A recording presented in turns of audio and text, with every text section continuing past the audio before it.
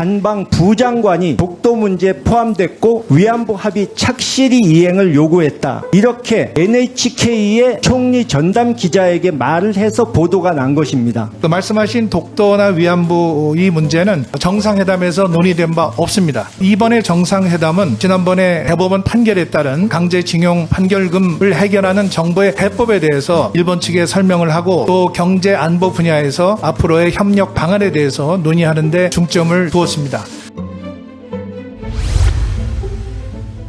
예, 외교부 장관님께 네. 질문 드리겠습니다.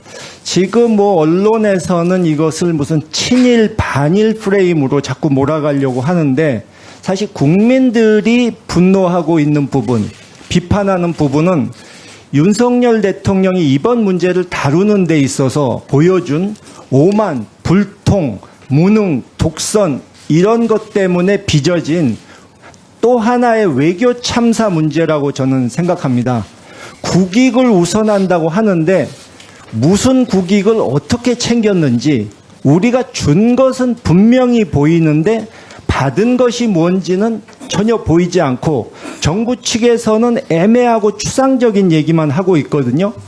근데 일단 먼저 지적할 사항이 그 독도 문제, 위안부 문제를 기시다 총리가 언급을 했냐는 것인데 이제 김태효 차장이나 장관님께서는 의제에 들어가지 않았다. 그래 의제에 없더라도 언급한 게 있느냐 하니까 정상 간에 얘기한 것을 다 밝히는 것은 적절치 않다고 하셨지 않습니까? 그런데 일본은 기시다 총리의 측근이라고 할 수 있고 비서실장 역할을 하는 차관급이지만 중요한 역할을 하는 기하라 관방 부장관이 독도 문제에 포함됐고 위안부 합의 착실히 이행을 요구했다. 이렇게 NHK의 총리 전담 기자에게 말을 해서 보도가 난 것입니다. 제3자가 보기에 어느 쪽이 더 신빙성 있게 들리겠습니까? 그리고 정상 간의 대화를 공개하는 것이 적당치 않다면 또 그 말이 거짓이라면 왜 일본 정부 쪽에 강력하게 항의를 못하는 것인지 이러니까 우리 정부 말을 사람들이 신뢰 안 하는 것입니다. 외교가 지금 상호주의가 기본이라고 할 수 있는데 전혀 우리는 주기만 했고 받은 것이 없는 정도가 아니라 푸대접을 받고 왔다는 그런 느낌이 드는데요. 이 구상권 청구 문제 이거 일단 짚고 넘어가야 될 것 같습니다. 외교부 아태 국장이 저희 외통위 보좌진들을 만났을 때 분명히 얘기를 했습니다. 구상권 포기하는 것은 심각한 배임 행위이기 때문에 절대 있을 수 없다. 그랬는데 윤석열 대통령은 구상권 상정 안 한다고 선언했습니다. 그러면 외교부 측이 국회에 거짓말을 한 것입니까? 아니면 윤석열 대통령이 배임 행위 하겠다고 공개 선언한 것입니까? 둘 중에 어느 쪽입니까? 네, 의원님 여러 가지 질문을 한꺼번에 하셨기 때문에 제가 이거 하나하나씩 간단히 구상권 문제만 일단 말씀을 주십시오. 드리겠습니다. 예, 우선 이번 정상회담은 대단히 실질적인 성과가 많았다고 생각을 합니다. 이 두 정상 간의 신뢰를 바탕으로 해서 우선 셔틀 외교가 복원이 됐고 또 이러한 그 한일 관계가 그동안에 악화일로에 있었는데 이것을 정상화시킨 그런 실질적 성과가 있습니다. 또 경제 면에서도 한일 관계가 개선되면 연간 우리 수출액이 약 3조 5천억 정도 증가하는 걸로 분석이 되고 있습니다. 또 경제 성장률도 증가를 하게 되고요. 구상권 문제 먼저 좀 답을 네, 말씀드리겠습니다. 또 반도체 핵심 소재 그 산품목에 대한 수출 통제가 풀리면서 우리의 안정적인 그 공급망 확보가 예상이 됩니다. 그 말씀하신 독도나 위안부 이 문제는 정상회담에서 논의된 바 없습니다. 그 이번에 정상회담은 지난번에 그 대법원 판결에 따른 그 강제징용 판결금을 해결하는 정부의 해법에 대해서 일본 측에 설명을 하고 또 경제 안보 분야에서 앞으로의 협력 방안에 대해서 논의하는 데 중점을 두었습니다.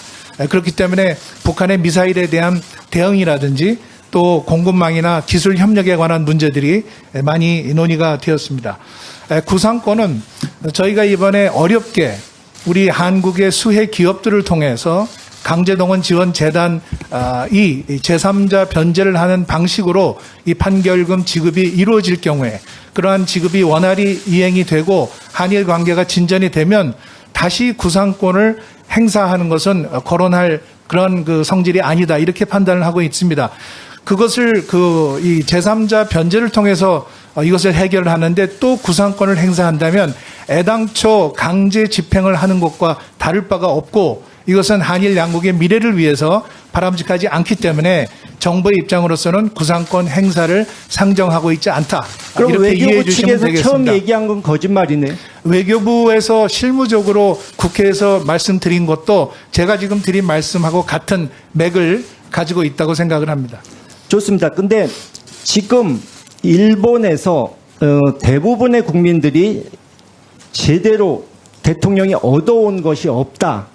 또 과거사 문제에 있어서도 뭐 김대중 오부치 선언을 계승한다고 말을 하셨는데 사실상은 98년 선언을 포함한 과거 내각의 입장을 계승한다고 했을 뿐이고 아베 내각처럼 과거사를 부정하는 내각의 입장도 계승한다는 뜻이기 때문에 별로 의미가 저는 없다고 생각합니다. 그리고 아베 내각에서 이미 김대중 오부치 선언은 일본에 의해서 파기된 거라고 저는 보고 있습니다. 근데 이번에 우리 측이 너무 먼저 저자세로 일본에게 모든 것을 양보했기 때문에 일본이 배가 불러서 자기들이 내놓을 이유가 없었겠지만 우리 쪽에서 협상을 포기해 버렸기 때문에 저는 또 하나의 이유는 과거사 문제에 있어서 과연 윤석열 대통령이 장담은 했지만 그것을 해결할 수 있을지 앞으로 산적한 법적인 문제라든가 피해자들이 3자 변제 부분을 거부하고 있는 것을 윤석열 대통령이 해결할 수 있을지 의구심을 갖고 있기 때문에 일본에서는 과연 믿을 수 있을까 하는 이런 태도를 보인 게 아닌가 저는 그렇게 봅니다. 장관께서는 어떻게 생각하십니까? 지금 말씀하신 98년 10월 김대중 오부치 공동선언은 일본의 역대 내각들이 역사 인식을 발표한 내용 중에서도 대단히 중요한 그런 위치에 있습니다.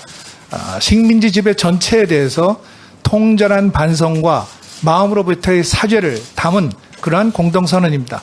그동안에 김대중 오부치 선언이 죽어 있었는데 25년 만에 다시 살려냈다 이렇게 생각을 합니다. 앞으로 이러한 김대중 오부치 선언을 포함한 역대 내각의 역사 인식을 일본이 충실하게 그리고 일관되게 이행하도록 계속 촉구할 것입니다.